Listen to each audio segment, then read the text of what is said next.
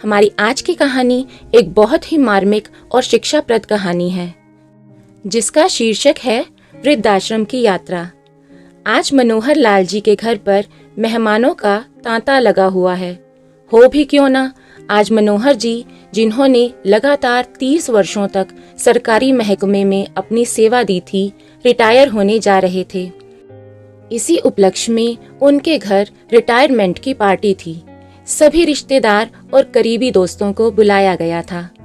अरे पतिदेव कहाँ गए? सुशीला जी बोली। आप यहाँ खड़े हैं, उधर सब मेहमान आपके बारे में पूछ रहे हैं और आप यहाँ अपनी सोच में गुम हैं। सुशीला जी ने मनोहर लाल जी के चेहरे पर पीड़ा की रेखाओं को तुरंत पढ़ लिया और पूछा, क्या हुआ? कुछ बात हो गई क्या?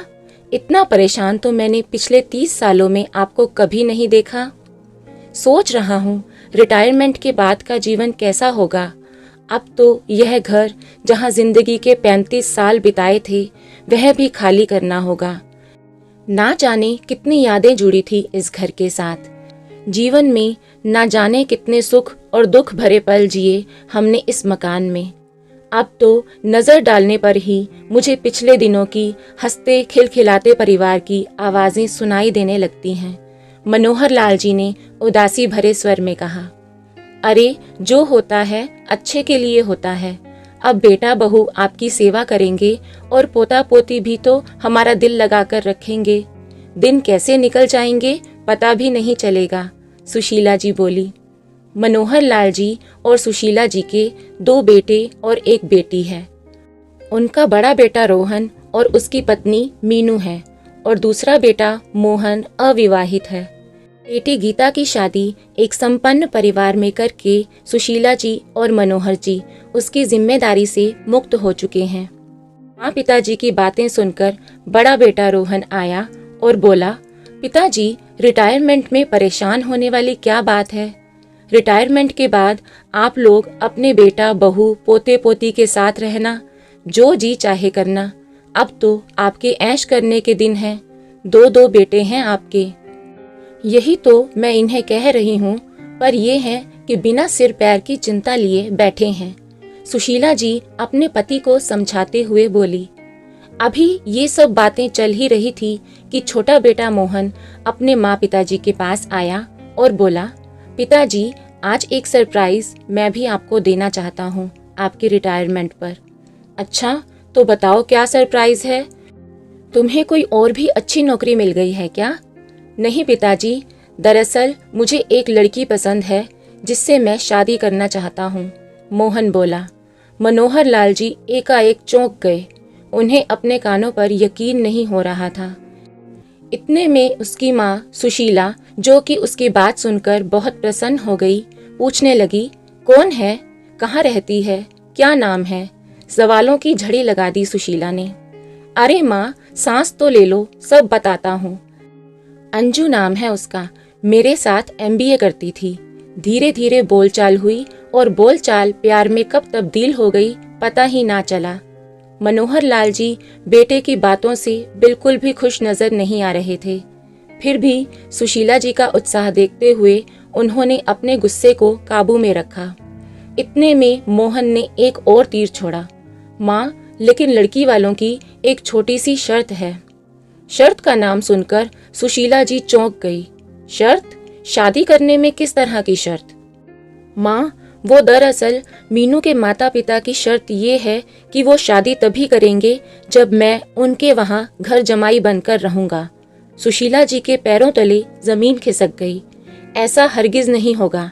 ऐसा करके वो लड़की और उसके घर वाले तुझे अपना गुलाम बनाकर रखना चाहते हैं।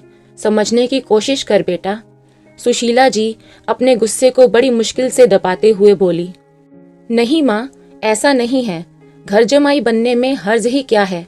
ये तो एक छोटी सी बात है। जब हम दोनों एक दूसरे के साथ जीवन बिताना चाहते हैं तो फिर हम एक साथ यहाँ रहें या वहाँ रहें, क्या फर्क पड़ता है? जीवन तो हमें जीना है। इतनी बात कहने की देर थी कि मनोहर लाल जी गुस्से से उठ खड़े हुए और मोहन के गाल पर एक जोरदार तमाचा जड़ दिया। ये क्या छोटी सी शर्त लगती है तुझे, नालायक? ये बता, हमारी परवरिश में कमी कहाँ रह गई थी? कि जुम्मा जुम्मा 4 दिन हुए तुम्हें उस लड़की को मिले हुए कि माँ बाप से भी बढ़कर हो गई वो। जिस माँ ने तुम्हें जन्म दिया, जिस बाप की गोद में तुम खेले, आज उन्हीं को छोड़कर जा रहे हो। होने वाले सास ससुर क्या सगे माँ बाप से बढ़कर हो गए तुम्हारे लिए? क्या कर रहे हैं आप? जवान बेटे पर भी कोई हाथ उठाता है क्या? सुशीला जी मनोहर जी का हाथ पकड़ते हुए बोली। आप चाहे जो कहें, मैं शादी करूंगा तो सिर्फ अंजू से, चाहे आपकी मर्जी हो या ना हो, कहते हुए मोहन घर से बाहर निकल गया। मनोहर लाल जी अपना सिर पकड़कर बैठ गए। इतने खास दिन पर यह तोहफा दिया है मुझे मेरे बेटे ने।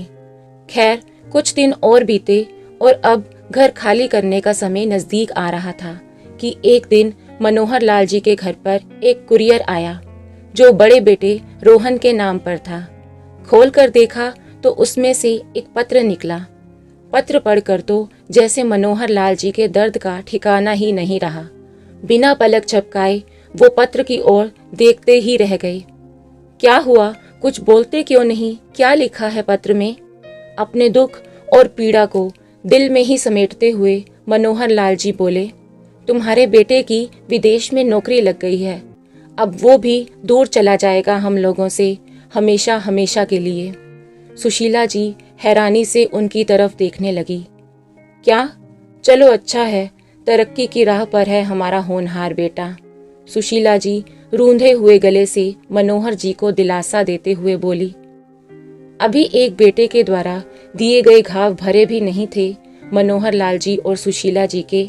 इतने में बड़े बेटे की विदेश में नौकरी की बात जानकर दोनों अंदर तक टूट चुके थे। मनोहर जी सोचते सोचते पिछली यादों में डूब गए। उन्होंने अपने तीनों बच्चों को अपनी ईमानदारी की नौकरी और मेहनत करते हुए पढ़ाया लिखाया था और इस काबिल बनाया था कि आज दोनों अच्छी कंपनी में उच्च पदों पर कार्यरत हैं और बेटी की शादी एक अच्छे घर में हो चुकी है। मोहन तो पहले ही इतने घाव दे चुका है हमें, पर बड़ा बेटा भी चला जाएगा हमें छोड़ के तो हम। दिल में दर्द और पीड़ा लिए सुशीला जी बोली। उनकी आंखों के आंसू कपोलों तक आ गए। बेटा, तुझसे तो हमें ये उम्मीद नहीं थी। एक पल के लिए भी हमारे बारे में नहीं सोचा तूने और बेसहारा होने की कगार पर खड़ा कर दिया हमें। मनोहर लाल जी मन ही मन सोचने लगे। अब हम कहाँ जाएंगे जी? हमारा तो ये घर भी हमसे कुछ दिनों में ले लिया जाएगा। सुशीला जी को चिंता सताने लगी। तुम क्यों चिंता करती हो सुशीला? मेरे रिटायरमेंट के पैसे आए हैं और फिर मेरी पेंशन भी तो आती है। हम दोनों का खर्चा बड़े आराम से चल जाएगा। हमारी ज़रूरतें ही कितनी रह गई हैं अब। जहाँ तक रही ठिकाने की बात, तो वो इंतज़ाम किसी वृद्धाश्रम में हो जाएगा। मनोहर जी सुशीला जी को दिलासा देकर बाहर आ गए, मगर इसी बीच उनकी भरी हुई आंखें सुशीला जी से छुप नहीं पाई। उनके अंदर चलती उथल पुथल, उनके सिसकते हृदय की आवाज़ वह साफ सुन पा रही थी, लेकिन एक दूसरे को सांत्वना देने के अलावा और कुछ नहीं बचा था उनके पास। इतने में उनकी विचार श्रृंखला को भंग करते हुए दरवाजे की घंटी बजी। दरवाज़ा खोला तो देखा सामने बेटी और दामाद जी खड़े हैं। अपनी बेबसी को दिल के किसी कोने में छुपाकर सुशीला जी उन्हें अंदर ले आई। माँ, बाबूजी कहीं दिख नहीं रहे हैं, कहीं गए हैं क्या? हाँ, ओल्ड एज होम गए हैं, ये पता करने के लिए कि हम लोग वहाँ रह पाएंगे या नहीं। सुशीला जी ने बहुत गहरी सांस लेकर भारी मन से ये बात कही तो उनकी बातें सुनकर बेटी तो जैसे अचंभित सी हो गई। क्या? ये क्या कह रही हैं आप? दोनों बेटे और एक बेटी के रहते इस बुढ़ापे में आप ओल्ड एज होम जाएंगी? इस उम्र में जब आपको ज्यादा देखभाल और बच्चों का सहारा चाहिए तो आप लोग ओल्ड एज होम जाने की तैयारी कर रहे हो। हाँ, सही कहा तुमने, 2 बेटे, पर वो बेटे अब अपने हैं कहाँ? सुशीला जी ने सारी बात अपनी बेटी और दामाद के सामने स्पष्ट रूप से रख दी। कुछ ही समय में मनोहर लाल जी भी आ गए। माँ, पिताजी, आप दोनों हमारे घर चलिए। अब से आप दोनों हमारे साथ ही रहेंगे। क्या माता पिता की जिम्मेदारियाँ केवल बेटों की ही होती हैं? क्या बेटियाँ माँ बाप को अपने साथ नहीं रख सकती? क्यों नहीं रख सकती बेटा, लेकिन हम तुझ पर बोझ बनकर नहीं रहना चाहते। हम तो अपनी जिंदगी जी चुके हैं। हम चाहते हैं कि तू अपनी गृहस्थी में खुश रहे। इतना सुनकर दामाद जी बोले, इस उम्र में हम आपको अकेला नहीं छोड़ना चाहते। माँ, मैं भी आप दोनों का बेटा हूँ। आप हमारे साथ चलकर रहेंगे तो हमें खुशी होगी। सुशीला जी और मनोहर जी को अपनी बेटी दामाद के विचार जानकर प्रसन्नता हुई। बेटों ने तो हमें पल में पराया कर दिया, और इधर दामाद जी हैं जो अकेला छोड़ना ही नहीं चाहते हमें। मन ही मन दोनों सोचने लगे। बेटी और दामाद हमदर्दी भरी नजरों से माँ पिताजी की ओर देखने लगे और उनके जवाब का इंतजार कर रहे थे कि मनोहर लाल जी बोले, बेटी के सहारे की जरूरत ना पड़े, भले ही आज ही और अभी ही मौत हो जाए। ऐसे जिंदा रहने से तो अच्छा है मर जाना। दामाद जी मनोहर लाल जी की बातों को समझते हुए कहने लगे, मैं आपकी भावनाओं को समझता हूँ पिताजी। अगर आप हमारे साथ हमारे घर में नहीं रहना चाहते तो हम आपके लिए अपने घर के पास ही एक मकान किराए पर ढूंढ लेते हैं। यदि आप वहाँ भी रहेंगे तो हम आपका ख्याल अच्छे से रख पाएंगे, और फिर गीता और बच्चों का भी दिल लगा रहेगा आपके साथ। दामाद जी, मैं आपके विचारों और भावनाओं का सम्मान करता हूँ, लेकिन मेरा आत्म स्वाभिमान मुझे यह सब करने की इजाज़त नहीं देता। इतना कहकर मनोहर लाल जी सोच विचार में डूब गए। कुछ देर बाद अपनी पत्नी से कहने लगे, सुशीला, जो फैसला लिया है मैंने अपनी बची हुई जिंदगी के लिए, क्या तुम मेरे फैसले में मेरा साथ दोगी? मैंने कभी आपका साथ छोड़ा है जो आज छोड़ूंगी? तो ठीक है, हम 2 दिन बाद ही ओल्ड एज होम चले जाएंगे और जो पैसा रिटायरमेंट से मिला है उसे ओल्ड एज होम को ही दे देंगे। सुशीला गहरी सोच में डूब गई। बेटों के होते हुए इस उम्र में हमें ठिकाना ढूंढना पड़ रहा है। कभी अपनी किस्मत को कोसती तो कभी परवरिश को। भगवान हमें ऊपर ही क्यों नहीं बुला लेता? अब करने को बचा ही क्या है इस जिंदगी में। अगले दिन बड़ा बेटा रोहन अपनी पत्नी और बच्चों के साथ माता पिता के घर पहुंचा। माँ, बाबूजी, आज मैं बहुत खुश हूँ, लीजिए मुंह मीठा कीजिए। पूछेंगे नहीं, ऐसी कौन सी खुशी की बात है? यही ना कि तेरी विदेश में नौकरी लग गई है, अब तू वहीं सेटल हो जाएगा। हम जानते हैं। बाबूजी रोहन का अपॉइंटमेंट लेटर उसके हाथ में थमाते हुए बोले, बेटा, ये फैसला करने से पहले तूने अपने माँ बाबूजी के बारे में एक बार भी नहीं सोचा? सुशीला जी भारी दिल से कहने लगी। रोहन और उसकी पत्नी ये सब बातें सुनकर हैरान थे। ये आप क्या कह रहे हैं? उधर देखा तो मेज पर कुछ बैग पैक किए हुए पड़े थे। ये आप लोग कहाँ जाने की तैयारी में हैं? हमने वृद्धाश्रम जाने का सोच लिया है बेटा, अब तुम स्वतंत्र हो, सुशीला जी बोली। नहीं माँ, आप ऐसा सोच भी कैसे सकती हैं कि हम लोग आप दोनों को छोड़कर विदेश चले जाएंगे? मुझे नौकरी के सिलसिले में विदेश जाने का प्रस्ताव अवश्य मिला था, लेकिन मैंने उसे स्वीकार नहीं किया है। मनोहर लाल जी हैरानी से अपने बेटे की तरफ देख रहे थे। यहाँ तक कि मैं अब गुड़गांव भी नहीं जा रहा हूँ। आपकी रिटायरमेंट के बाद मैंने इसी शहर में अपना ट्रांसफ़र करवा लिया है और यहीं पर हमने मकान भी खरीद लिया है ताकि हम सब मिलकर यहाँ रह सकें, और ये मिठाई उसी की खुशी में है। अब आप अपना बुढ़ापा अपने पोता पोती के साथ सुख से बिता सकेंगे। बेटा और बहू दोनों अपने माँ पिता के चरणों में बैठ गए और बोले, हम आपकी सेवा का मौका चाहते हैं बाबूजी। हम चाहते हैं कि आप हमारे साथ नहीं बल्कि हम आपके साथ रहें। हमें आपके स्नेह और आशीर्वाद की आवश्यकता है। देंगे ना आप? आज मनोहर लाल जी का सीना गर्व से चौड़ा हो गया था और सुशीला जी अपने खुशी के आंसुओं को रोकने में असमर्थ थी। बेटे बहू को उठाते हुए बोले, बेटा, आज तुम लोगों ने हमें निहाल कर दिया। अरे चाचू आ गए। चाचू कहाँ गए थे आप? बच्चों ने अचानक बोलना शुरू किया। सामने देखा तो मोहन हाथ जोड़े खड़ा था। बेटा तुम?